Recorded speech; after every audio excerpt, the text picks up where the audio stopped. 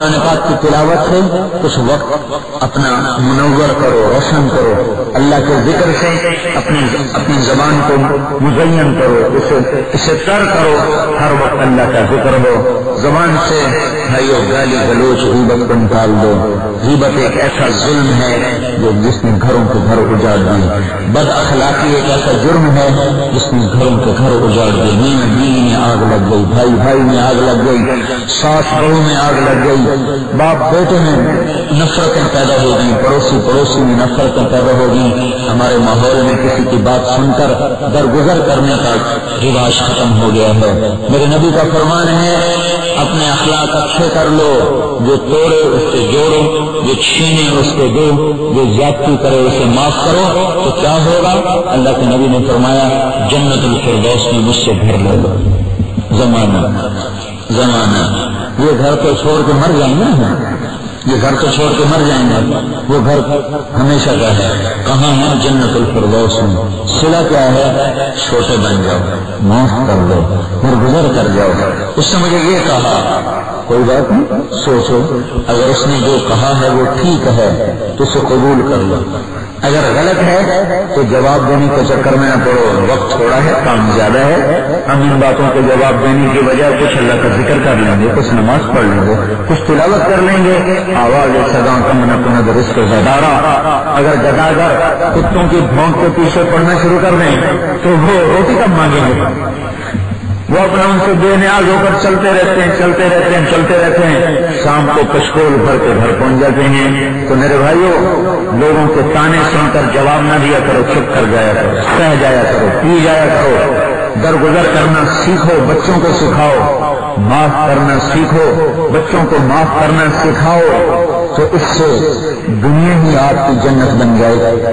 ابھی تو یہ مصیبت ہے، اگر کہیں کوئی لڑکے آ جائے نا تو دوسروں سے بھی کیا کہتا ہوں، ادھر نہیں جانا، میں ان سے لڑ کے آیا ہوں۔ کوئی کسی سے مل لے نا تو ہماری اس سے دشمنی ہے، یہ اس سے ملتا ہے۔ بیوی کہیں سے لڑ پڑے تو خامد کو روک دو، ادھر نہیں جانا، خامد لڑے تو بیوی کو روک دو، تو نے ادھر نہیں جانا، اپنے بچوں کو روک دو، تو نے ادھر نہیں جانا۔ ہمارا باپ تو بڑا سخت مزاج ذمہ دار تھا، لیکن ایک احسان وہ ہم پہ کر گیا، وہ آپس میں جتنا ہی لڑ بھڑ لیتے تھے، میں جب لاہور سے آتا مجھے کہتا جاؤ سارے بزرگوں کو مل گیا، میں نہیں جاتا تو مجھے سخت ڈانٹ پڑتی، جو میں لاہور پڑھتا تھا میں جب آتا جاؤ سب کو مل کے آؤ، جاؤ سب کو مل کے آؤ۔ اور خاندانی حالات دل پر اثر انداز ہوتے تھے، کئی دل نہیں چاہتا تھا کیوں نہیں لیے، تو اتنا شدید ڈانٹتے تھے وہ کہ ہمیں زبردستی دیتے جاؤ سب کو مل کے آؤ، جاؤ سب کو مل کے آؤ۔ اگرچہ وہ ان کو دین کا زیادہ پتہ نہیں تھا، لیکن یہ بات میں نے اپنے باپ میں دیکھی کہ اس نے ہمیں اس رخ کو نہیں چلنے دیا، وہ ہمیں زبردستی بھیجتا تھا۔ بازار ڈیرے میں ہوتے تھے لوگ مسافر، اس زمانے میں سڑکیں اتنی زیادہ آباد نہیں تھیں، سواری بھی نہیں تھی، تو چلتے مسافر رات کو رک جاتے، جہاں کہیں ڈیرے ہوتے تو وہاں وہ آ کے قیام کرتے، تو وہاں کے جو ہوتے تھے ذمہ دار ان کو کھانا کھلا دیتے۔ تو اس طرح ہمارے ڈیرے پر 10-15 آدمی تقریباً ایک سے دوسرے دن ہوتے ہی تھے، اور میں کوئی کم نہیں ہوتا جو ہمارا جاننے والا ایسے راہگیر مسافر۔ تو جب ہم گھر ہوتے تو میرا باپ مجھے کہتا چل روٹی جا، تو پرانے ہم کھواتے آ، نوکر بھی موجود، ملازم موجود، مجھے کہتے روٹی جا، جب پرانے ہم کھواتے آ۔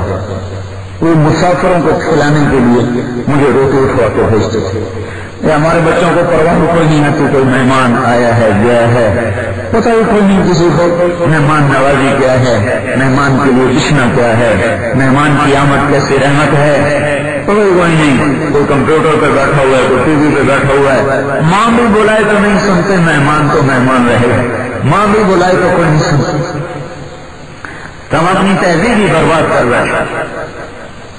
تو بھائیو، اخلاق سیکھو، اخلاق سکھاؤ، معاف کرنا سیکھو، معاف کرنا سکھاؤ، چھوٹے بن جاؤ، جو مرضی تمہیں کہہ دے چپ کر جاؤ، پی جاؤ، اللہ تمہیں عزتوں کی چوٹیوں پہ بٹھا دے۔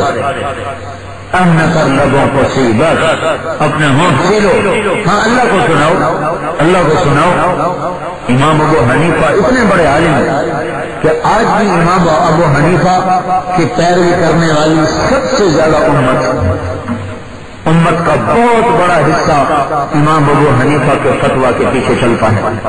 جب ان کا انتقال ہوا تو کسی نے پوچھا کیا ہوا آپ کے ساتھ؟ کا بخشش ہو گئی. کہا آپ کے علم کی وجہ سے؟ کہا نہیں، لوگ مجھے تانے بڑے دیتے تھے، میں سن کو چپ کر جاتا تھا، اس صبر پر اللہ نے میری بخشش کر. ایک دفعہ ایک آدمی آیا اور آپ کو گالیاں دینے لگے، چپ کر کے سنتے رہے، وہ گالیاں دیتا رہا، وہ سنتے رہے. پھر اٹھ کے گھر چلے وہ ساتھ ساتھ. جب گھر کا دروازہ آ گیا تو اسے کہنے لگے بھائی یہ میرا گھر آ گیا ہے، اگر تیرے پاس کوئی ابھی سٹاک باقی ہے تو وہ نکال لے، اور اگر ختم ہو گیا تو مجھے اجازت دے میں گھر چلا جاؤں. یہ اس شخص کے اخلاق تھے جس کے فتوے پر آج بھی کروڑوں مسلمان چل رہے ہیں. امام زین العابدین آل رسول دنیا آخرت کے شہزادے، ایک آدمی ان کو گالیاں دینے لگا، وہ منہ نظر کر کے بیٹھ. حالانکہ تو آل رسول ہیں، ان کو گالی دینا تو اللہ کے رسول کو گالی دینا. اس آدمی کو تو الٹا لٹکا دیا گیا. وہ سمجھا کہ ان کو پتہ نہیں کہ میں ان کو گالیاں دے رہا ہوں. ان کے سامنے آ کر کہنے لگا تمہیں گالیاں دے رہا ہوں. وہ فرمانے لگے میں بھی تمہیں ہی معاف کر رہا ہوں. تو میں ایک دم پاؤں پکڑ کے چومنا شروع کر لیے. کہنے کا بے شک آل رسول کو یہی اخلاق تھا.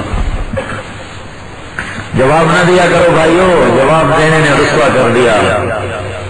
انس بن قیس رضی اللہ عنہ بہت بڑے سردار، قد کے چھوٹے، جسم کے بے روبے، شکل کے بدصورت، لیکن ان کی ہیبت ایسی تھی کہ حضرت معاویہ رضی اللہ عنہ فرمایا کرتے تھے احنف وہ شخص ہے جس کے ایک اشارے پر 1,00,000 تلواریں نیام سے نکل آتی ہیں، وہ یہ پوچھتے بھی نہیں کہ ہمیں نکلنے کا کیوں کہا گیا ہے. ایسی اللہ نے ہیبت ان کی قائم فرمائی. کس پر؟ کہ وہ صبر کا پہاڑ، صبر کا پیکر تھے. کوئی بڑی سے بڑی، ایک دفعہ بصرہ ان کے قبیلے کا شہر تھا، آ رہے ایک آدمی ساتھ کر کے گالیاں دے رہا، گالیاں چپ کر کے سنتے.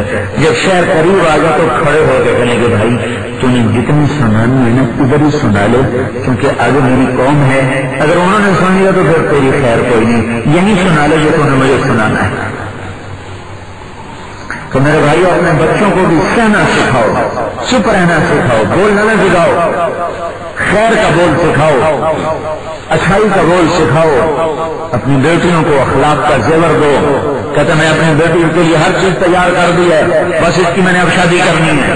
میرے بیٹے کی ہر چیز تیار، کاروبار سنبھال لیا ہے، میری سیٹ پہ بیٹھ گیا ہے، اب بس میں نے اس کی شادی کرنی ہے. ارے بھائی اس کو اخلاق بھی سکھائے ہیں کہ نہیں سکھائے؟ اگر اس کو اخلاق نہ دیے تو یہ تو کل کو گھر کا برباد کر بیٹھے. سونے چاندی کے ساتھ تو گھر نہیں گزرتا، گھر تو حسن اخلاق کے ساتھ گزرتا ہے. اچھے اخلاق وہ زیور ہے جس سے کوئی گھر آباد ہوتا ہے. اچھے اخلاق وہ رونق ہے جس سے گھروں میں بہار آتی ہے. اچھے اخلاق وہ زیور ہے جس سے کسی کو حسن ملتا ہے. اچھے اخلاق وہ شمع ہے جس سے گھر جگمگ کرتا ہے. کچے گھروں میں لوگ محلات کے مزے پاتے ہیں اور بد اخلاق بن کر سنگ مرمر کے گھر بھی ان کے لیے آگ بن جاتے ہیں. پی جاؤ، سہ جاؤ، زندگی کا مزہ اٹھاؤ گے. عزتوں کا راستہ بتاؤ، معاف کرنا سیکھو. تو میرے بھائیو اس وقت ہمارے ماحول میں معاف کرنے کا لفظ گالی بن چکا ہے. تو اتنا بخل ہو گیا، تو نے بدلہ نہیں لیا، تو بے غیرت ہو گیا، تو اس کے پاؤں پڑ گیا، تو نے معافی مانگی تو کیوں مانگی؟ اللہ اکبر. یہ سبق دیے جا رہے ہیں. اور یہاں یوسف علیہ السلام کے بھائی کتنی بڑی تدبیریں کر کے انہوں نے ان کو خوار کیا، کہاں کہاں مشقتوں میں ڈالا. جب وہ سامنے آئے موسیٰ اللہ تعالیٰ نے اجازت دے دی اپنے آپ کو ظاہر کرنے کی، تو یوسف کہہ رہے ہیں میرے بھائیو تمہیں کچھ معلوم ہے؟ یوں کہہ رہے یوسف نے کچھ کیا ہی نہ ہو. هل علمتم ما فعلتم بیوسف واخیہ اذ انتم جاہلون. تمہیں کچھ معلوم ہے کہ تم لوگوں نے یوسف اور اس کے بھائی کے ساتھ بھول کے کچھ کر دیا، بھول کے کنویں میں بھول کے ڈالا.